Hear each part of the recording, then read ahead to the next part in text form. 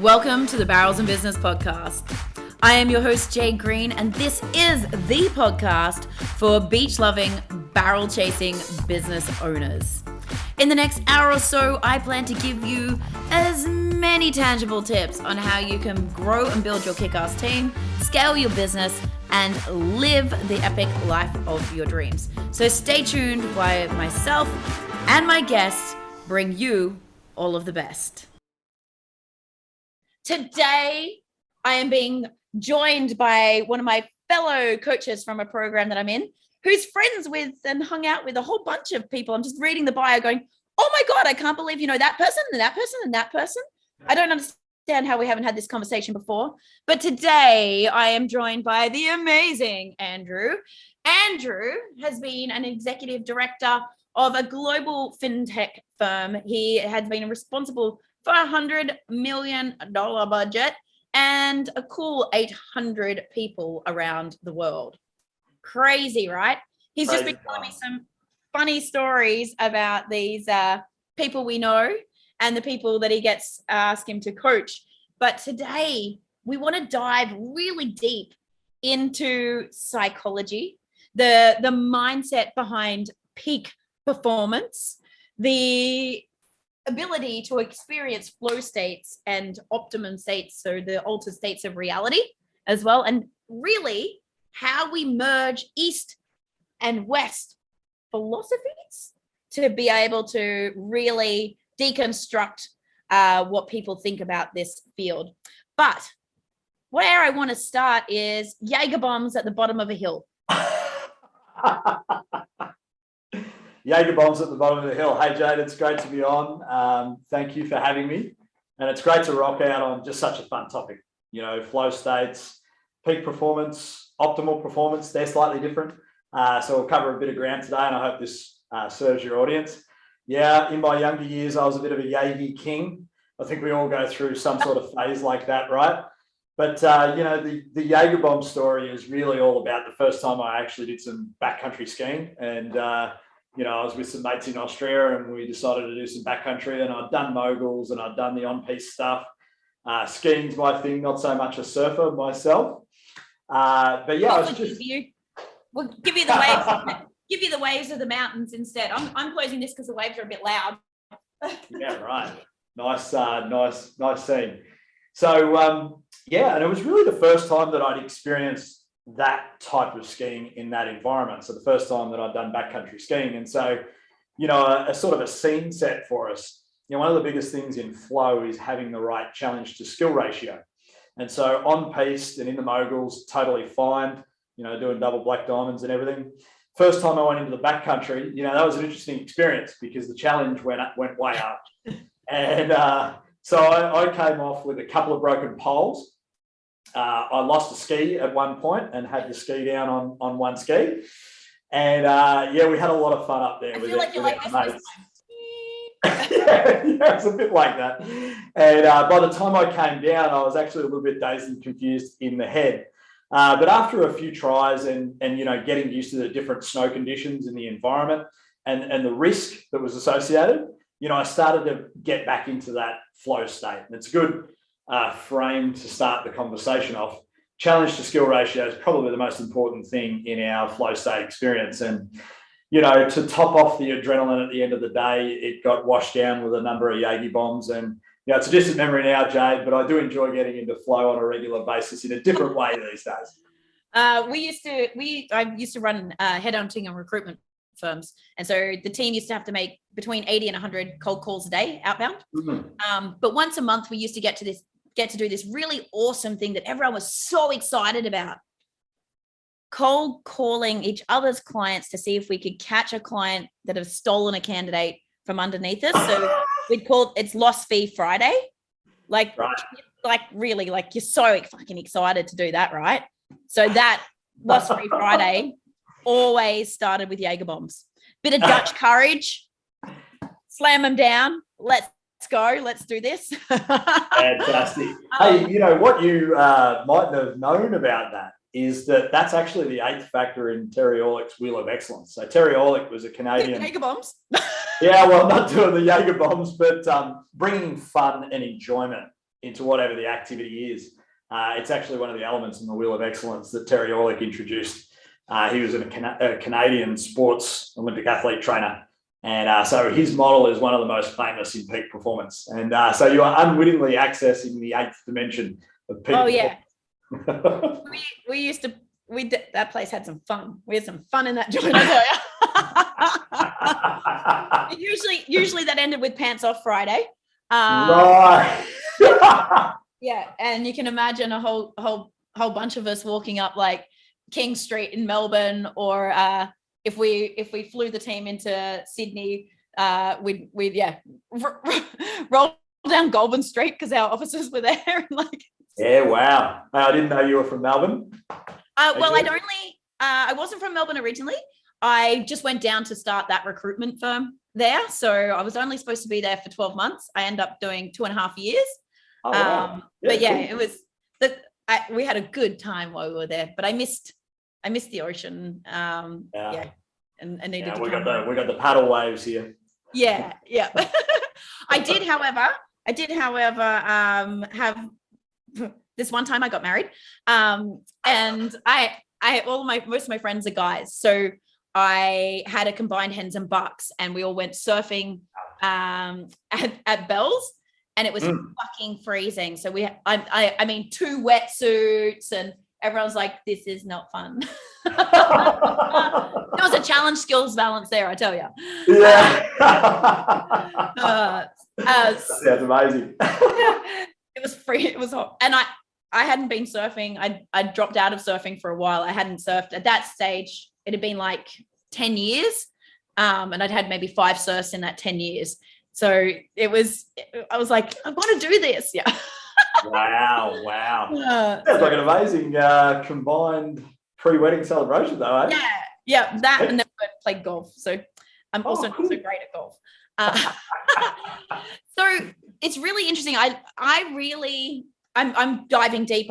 I think we talked about, I'm going through the Flow Research Collective at the moment, becoming accredited in high flow leadership and flow, pulling the flow levers from meeting Stephen a few years ago, but also doing performance and flow consulting through the Entrepreneurs Institute and just all the books. And I was like, okay, it's time to take this to the next level. And I didn't even realize that, like you said, by accident was integrating things like the fun, or I didn't even realize the science behind some of the team building stuff that I did with people. Yeah. I was like, I just kind of, maybe because it made me feel like flow, I was like, oh, well, I just do this, but I didn't actually understand why it worked and how to replicate it. And just on Friday, I ran a big team day here with a couple of companies. And I was like, okay, we're going to do breath work and we're going to take them surfing. And, I used to do that before just because it was kind of cool. And I'd be like, well, the breath work's cool. The ice baths, that'll show them the grit.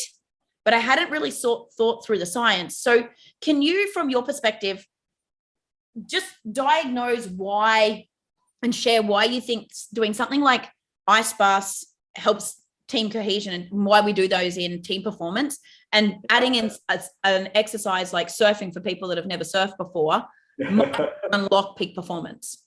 Yeah, totally. Hey, cool question.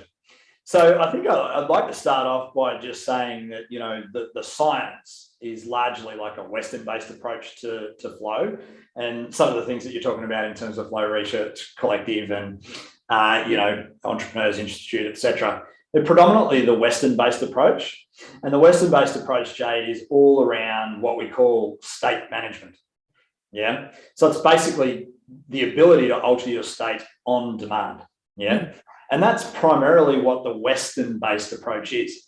Now, the Eastern-based approach, if you look at, let's say yoga or the Tao or whatever, the ancient texts, it's much more about traits, and it's much more about everyday mastery than it is about a peak state. And so I just thought I'd throw in a little bit of a contrast there, and maybe we can explore as we go. I would love that.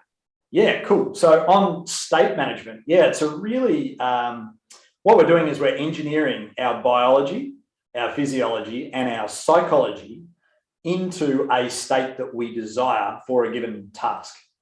And so, when you're talking about breath work or ice baths, what you're really doing underneath the hood is you're changing your nervous system's response to the external environment.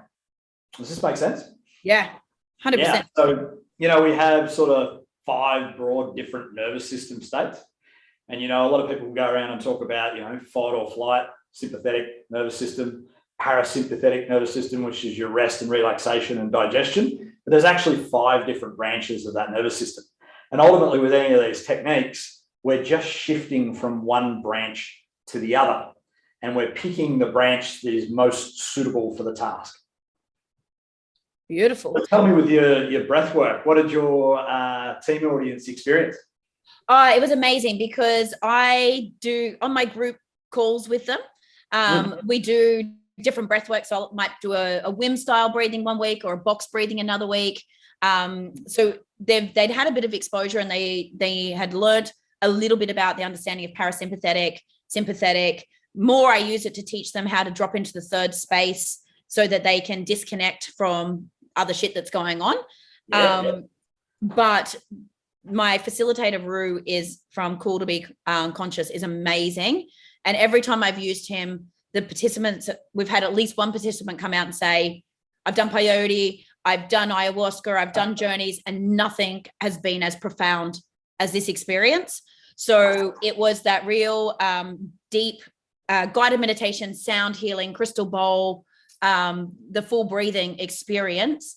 And I have had at least 2 people that said they liked the breathing they did with me, and they found it was great, and it was great for third space, but they weren't a convert yet.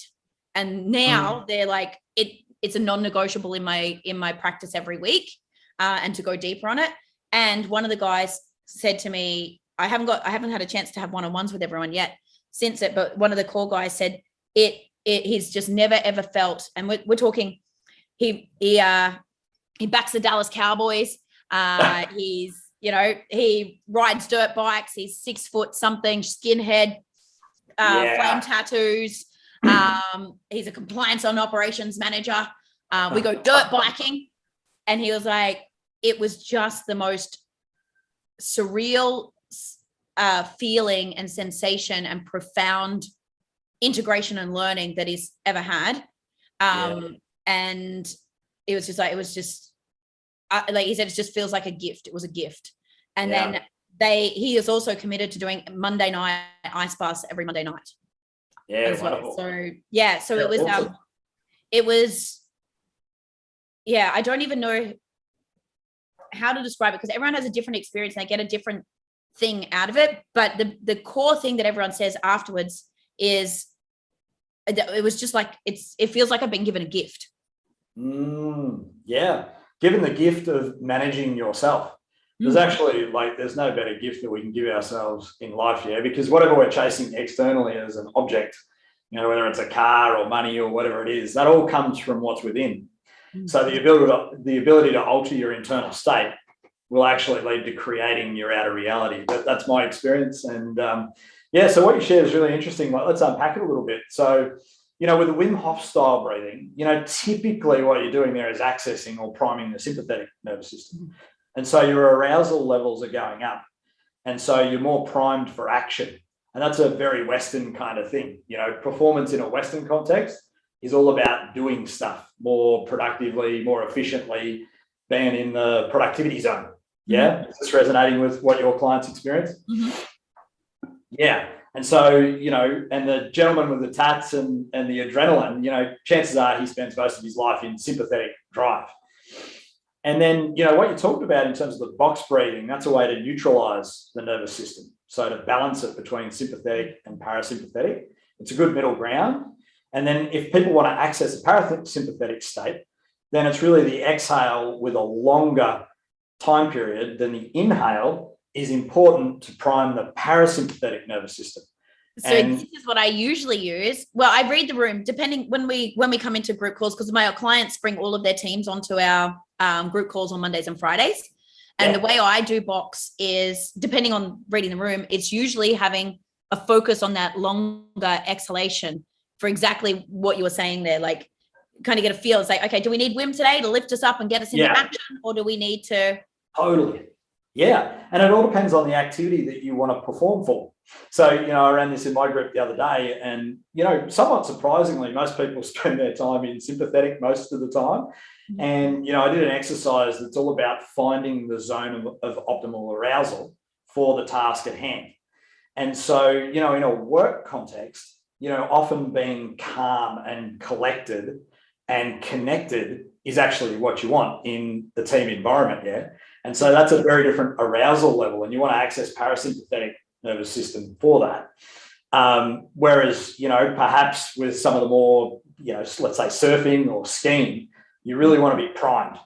You want to be alert at the 100% alert. And so the sympathetic sort of Wim Hof style might be better.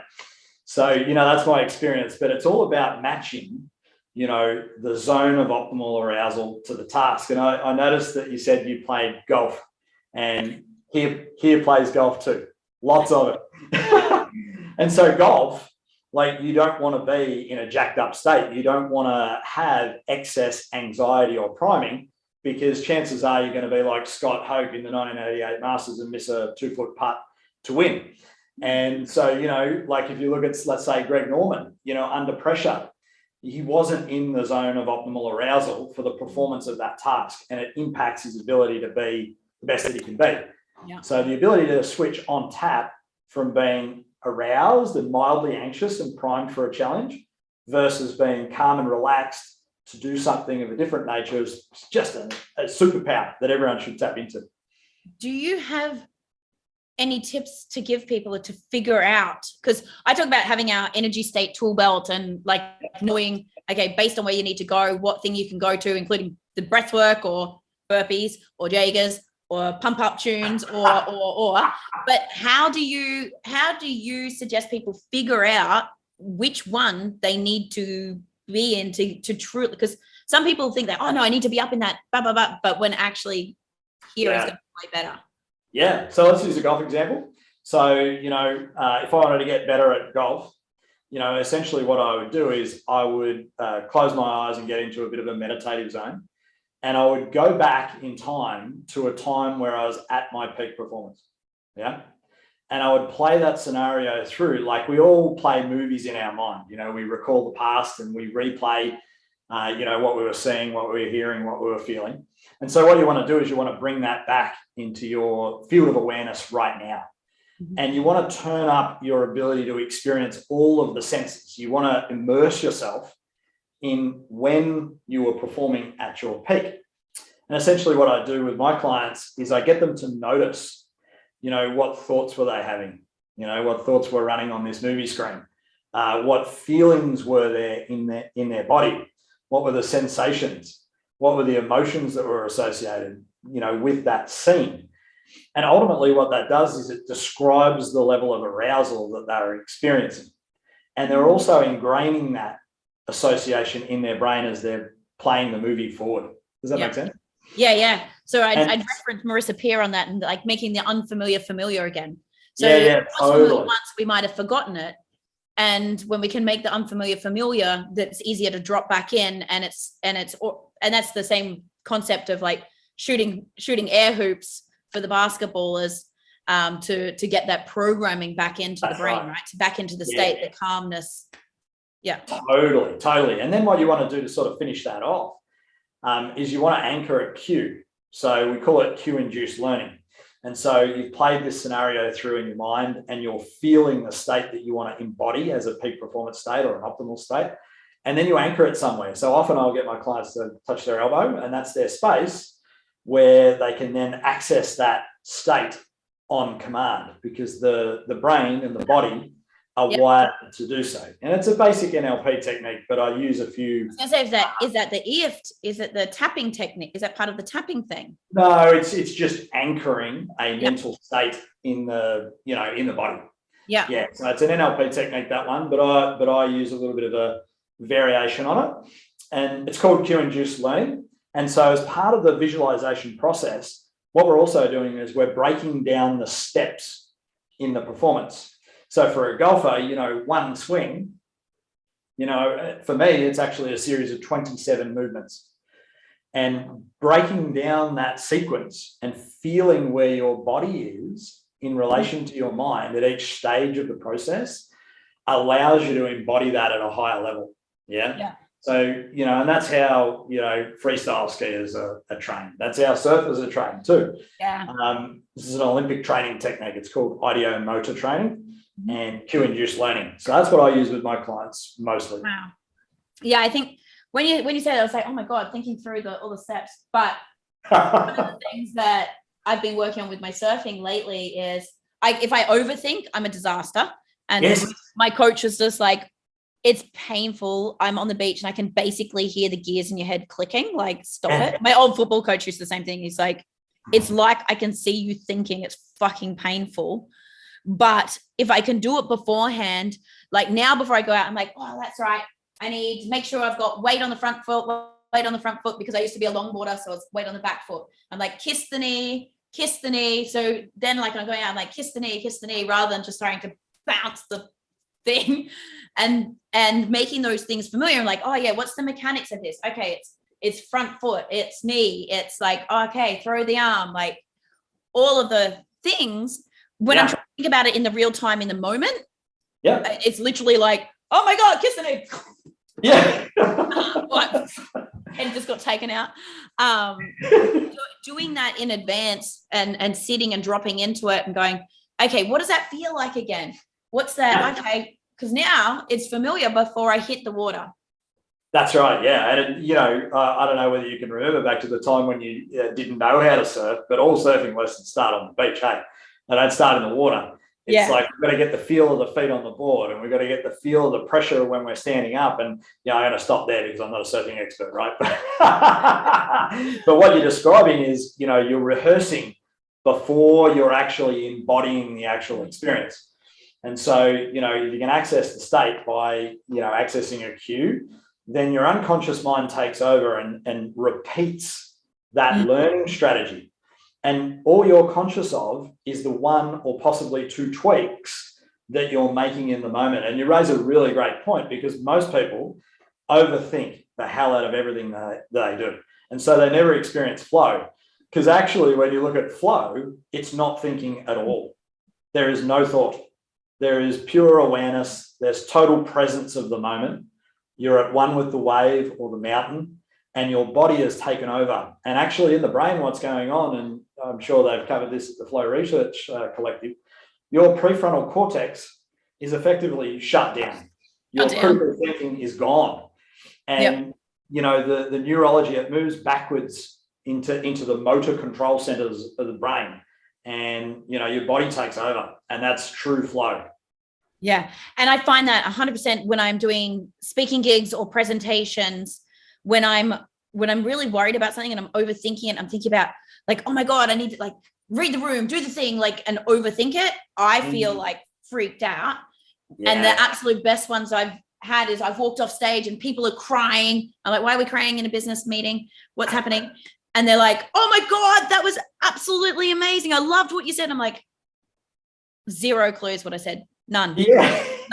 It's like I got transported somewhere for the last 90 minutes and I got nothing. And they're like, but this, and I'm like, yes. Yeah, you're experiencing an altered state where you've tranced yourself into pure presence in that moment. And it's just it's an amazing feeling to be, isn't it? And to give people like a little bit of an idea, when I come onto a coaching call and I've done, my cue-induced learning, so I get into my prime state, there's always two words that are associated with that state. And for me, the two words are ruthless compassion. And what it is it's a reminder to actually connect and be fully present with the person on the other side of the Zoom call, but also to be ruthless on their behalf. Yep. And that directs the attention of my mind. I'm going to be clear. I'm going to be somewhat cruel to be kind. We're going to get to the point where we're going to get this person the maximum result that they can within the session. Yeah, so, I love that. Yeah. I love that because sometimes, especially as coaches or leaders, like if we flip it to just business leaders coaching their own teams and that, we think we're being kind by being empathetic or sympathetic and not giving them the tough love that they might need. Or if we've missed the compassion part, too tough, and finding that balance and going, actually, and I love to draw on Brene for this stuff, but like clarity is kindness, being unclear is unkind. And like if we don't call people on their shit, they're never going to actually, we're not doing our job. Like as a leader or as a coach, you're not helping them by sitting down there with them or letting them get away with shit or not calling it. My team say I have a fluffy baseball bat. So they made me this gorgeous little gif, and it's a baseball bat covered in blue fluff. And apparently I'm like, really? They're like, yeah, you wield your little fluffy baseball bat. It's like, we know it's always coming with love, but it's coming. It's coming. Well, I mean, it's a little off topic, but one of the things that I see in the business space these days is actually a tendency towards over empathy. And we've kind of forgotten that, the business is what we're here to do. Yeah. And so there's a difference between empathy and compassion, which I think you were alluding to. I can be compassionate for someone's circumstances, but it doesn't mean that I'll show an over empathy. Everything in life is about balance. And if we over empathize, then, chances are the business is not going to get the results. Yeah. Or we're actually taking too much of the other person's perspective and none of our own. One of the big blocks to flow, actually, Jade, is self-esteem. Yes. You cannot be in flow if you're thinking about yourself and if you're over empathizing with other members of your team and communicating on a basis that's not grounded in your own reality. So, it all relates, and self-esteem is a big one in my world for my clients. It really prevents them from flourishing. Well, that just really links back to the challenge skills balance, right? Because if we need to have the 4% difference, but if you don't feel confident and have the self-esteem in your skills and you're confident in that, then you're going to be out of whack, and you're going to be in that overthink, and you won't be able to that next boundary. I just want to circle back for a second, if it's okay with you, of course, to the Eastern side of flow, because we talked a bit about the Western and the thinking and the doing. Totally. From your side of things, what's the Eastern stuff that we're missing? Yeah, great. So what we've talked about in terms of the Western stuff is like, hey, Jade, I want to be great. I want to be better at surfing, right? So we engineer all of the task around being better at surfing. So we've very much got a cult of the expert in the West. That's how people differentiate themselves in status. And we use science to support that, right? And so it's very much about being targeted, being an expert in a particular task, yeah? The Eastern approach is actually way more broad and holistic. So it's about mastering everyday living. So the contrast frame, if you like, is over here in the Western approach, and a lot of Kotler's work and others of a similar ilk, is about being great at one thing. And in the East, it's about mastering everything. Wow. So my mind's brain, like I said, sometimes I do a lot of things by accident, I think. And maybe because I've got lots of inputs, because I do, well, even with Entrepreneurs Institute, coming from Roger James Hamilton stuff, because he's heavily influenced by the I Ching and by his Eastern heritage and energy states and things like that. I think I've pulled in a bit of that, but also being Mind Valley woo-ish side of things. But for me, I talk about whole human coaching. So when I work on my leaders and the conversations that I'm having and what I'm trying to encourage anyone that owns a business to do or leads a business is to work on the whole human. Yep. Because if you want peak performance in any area, you need to help them on all of the areas. And one of the core foundations for me is your habits, behaviors, and routines. Have you read Aubrey Marcus's Own the Day? Own the Day. Yeah. So Jimmy, and for me, how you do one thing is how you do everything. Like I do not get out of bed unless I intend to go back to it for a minute without making it. Because how you start is how the day will flow, and that control. And I think there's a bit of psychology behind. Well, there's psychology behind that too. But let me even take you to a different space. Yeah. There's no start and end to the day. Oh, I love this. In fact, there is no time. You know, and we're going a little bit off piste here, but I want to tap into the actual nature of the Eastern approach. Yes. Habits are mental constructs that we need when our willpower is not actually sufficient.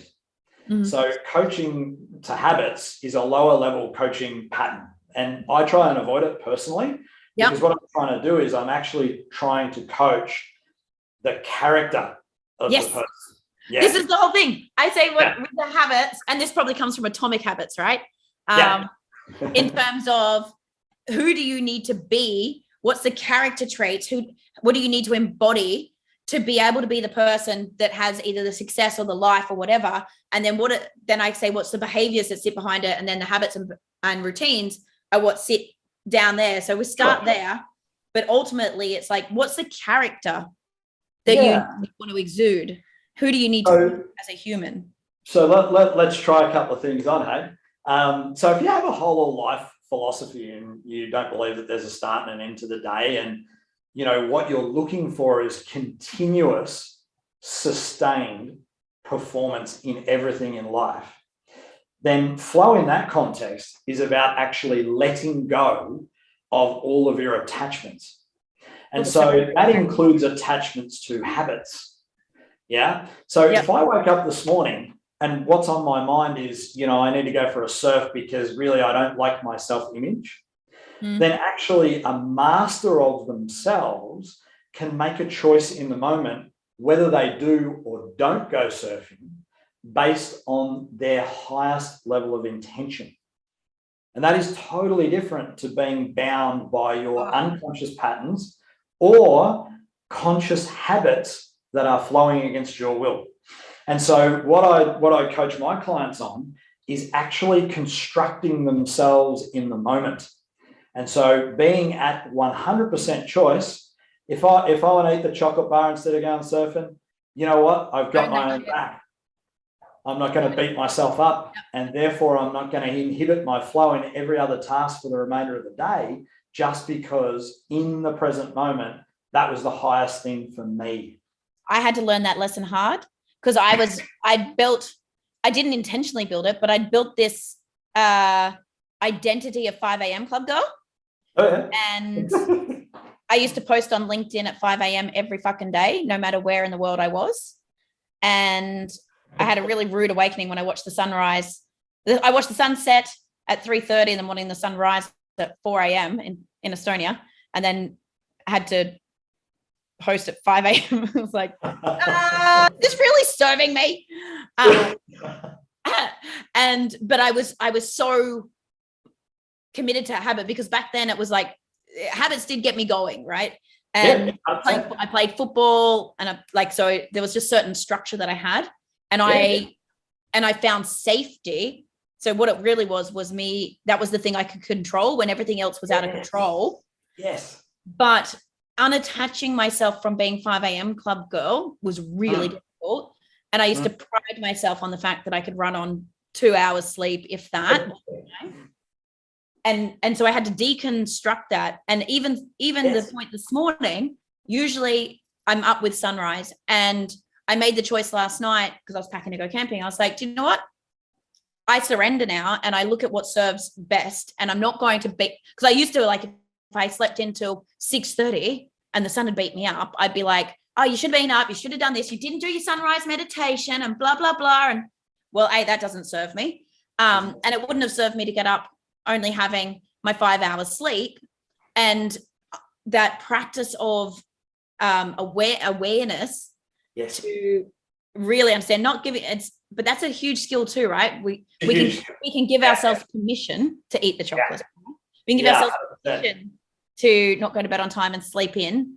How do you help people to figure out when it's giving permission, aka fucking excuses, versus I'm making a conscious choice because this actually serves me better for my energy or my this or my that, or just because I just want to.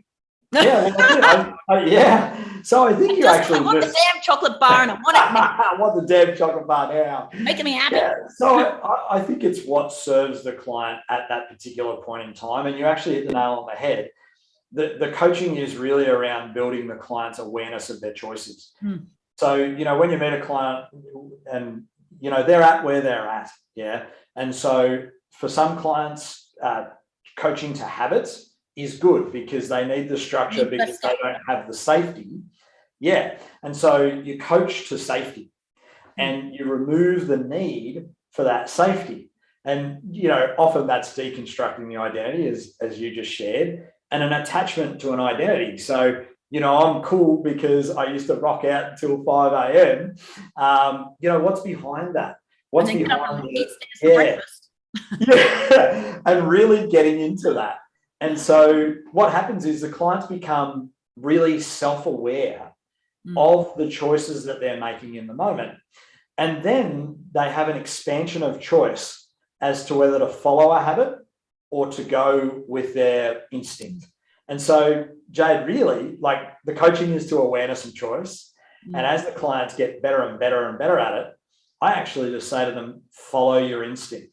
Yeah. And so, following that instinct and letting go, they start to experience the results of following the instinct. And they can see what the difference is between enforcing perhaps an unwanted habit and following their natural instincts. And it's quite unobserving in that moment habit. Yeah. I think it's great to have the ability to stick to habit for grit purposes and to have as your, if the wheels are falling off the wagon that you can jump back to.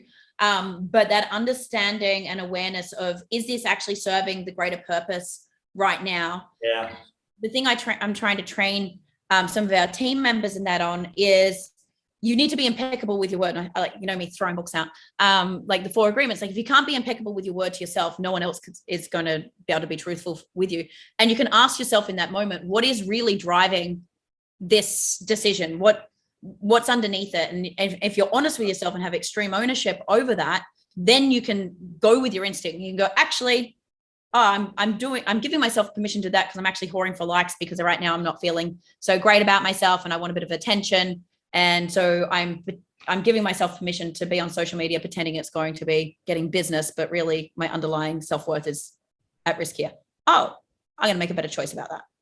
Yeah, totally. And that's why constructing yourself in the moment is actually so powerful, because some people are not, I found this for myself, it wasn't really out of self-image, but you feel like as though you have to post on social media every day. Yeah. And there came a point for me where I'm just not posting on social media. I actually don't need it for my business. Yeah. I don't need it for my image.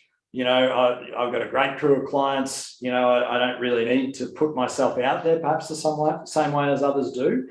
And so instead of following a habit or a pattern, I was able to construct myself according to what I wanted in the moment, which was basically not to post on social media. Yeah. Well, I think I call that being should all over. I should do this. Yeah. Everyone else is doing it, so I should do it. Yeah. Yeah, totally. Yeah. And actually, even within what you're saying, like, for a lot of people, even differentiating in terms of the self, whether it's a self-image thing that's underneath it, whether it's a self-agency, i.e., can I get this task done? Whether it's a self-confidence thing, or whether it's self-esteem, whether it's about valuing themselves, whatever the outcome. There's actually 4 different aspects of that. And so it's really powerful to get underneath and determine what it really is. So just a little share there on what I see a lot with clients. Can be any one of the 4 or a combination. Wow. How do you have any, like, just quick and dirty tips or books or something that you could recommend for people to dive into? Like, some of the stuff that we were talking about there for me triggered 4 agreements, the untethered soul, to recognize the voice, and the surrender experiment.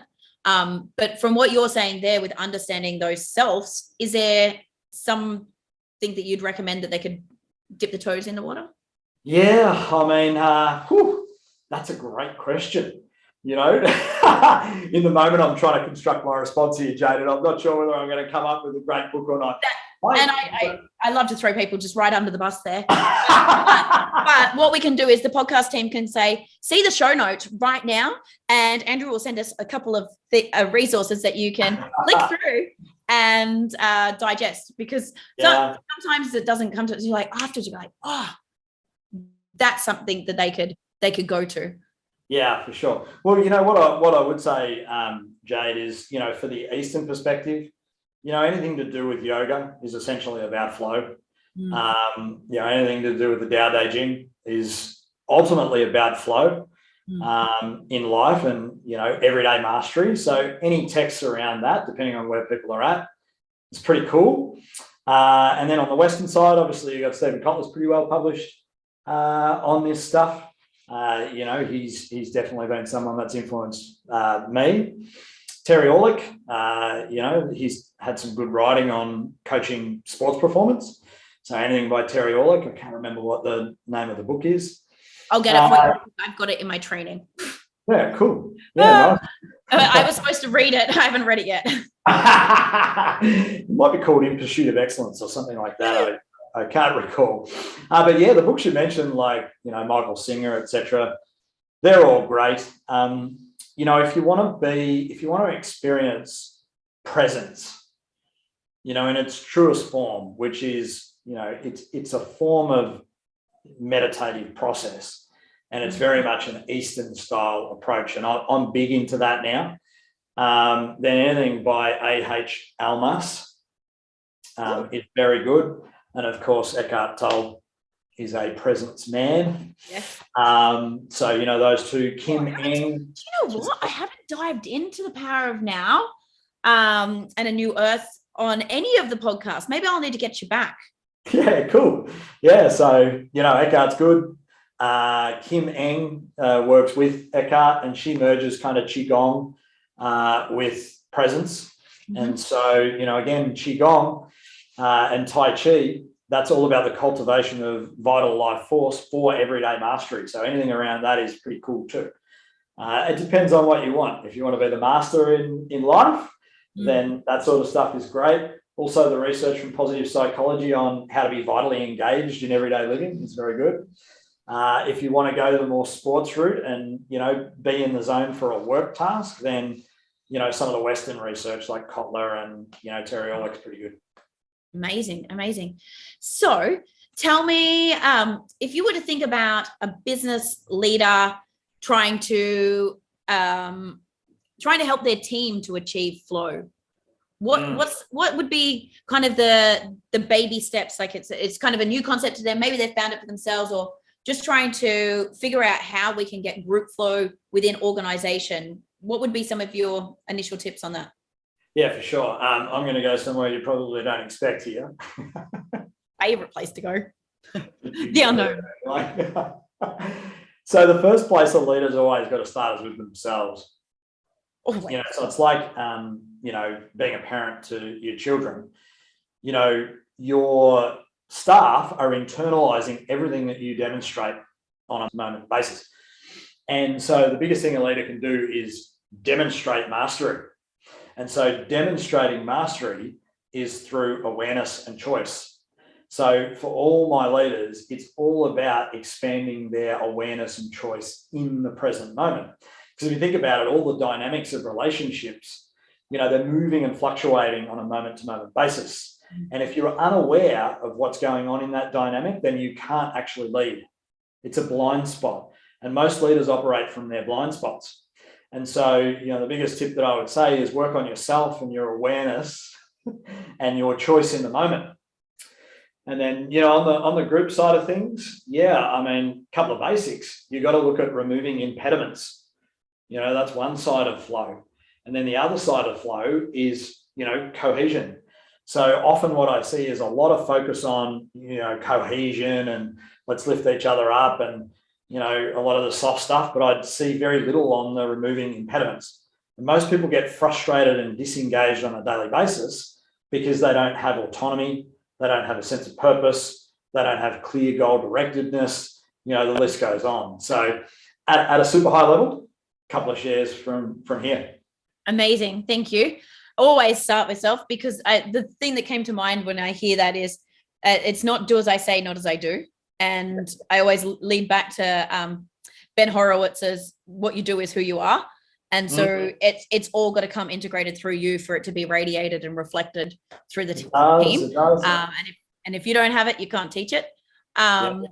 So I'm grateful for that share. Where can people find more about you? Cool. Yeah. So, my website, andrewrooke.com, in the process of a refurb at the moment. So, bear with me. But also LinkedIn, I'm fairly active on LinkedIn. So if you want to check out some of my content, LinkedIn, awesome. And, we'll post the links in the notes. But also I have a Lessons in Leadership series at the moment, which, been getting a lot of great feedback on. And what I do in that series is I show people, some of the sins of leadership and also some of the real amazing stuff that leaders do. And so it's a nice little hot and cold contrast that I encourage people to jump on to the link that Jade will share and grab yourself a copy of that. And check me out on any of those channels. Awesome. I am so grateful that you jumped on and shared this wisdom with us. We'll make sure everything is in the links below. But what I would love to ask anyone who's listening or watching is if you've had any experience with any of the topics we talked about. So awareness, letting go of self, being able to move from habits and up into character or flow states, make sure you let's start a chat. Let's have a conversation about it below, because the more we have a conversation, the more the rest of us grow. And this is about building a tribe and building a community of beach-loving business owners and high-performance leaders around the globe. Thank you so much for joining us again, Andrew. Have an epic day. Jade. I'm going camping. Enjoy your camping, and we'll chat soon. Thank you so much. Cheers. Thanks for tuning in to the Barrels and Business podcast. If you are ready to build your kick-ass team, you're looking to scale your business, or you just want ways that you can get wet more often, make sure you head on over and connect with us at barrelsandbusiness.com. Actually, while you're at it, why don't you just hit subscribe wherever you are watching and listening to the podcast right now. I'll see you guys on the next episode.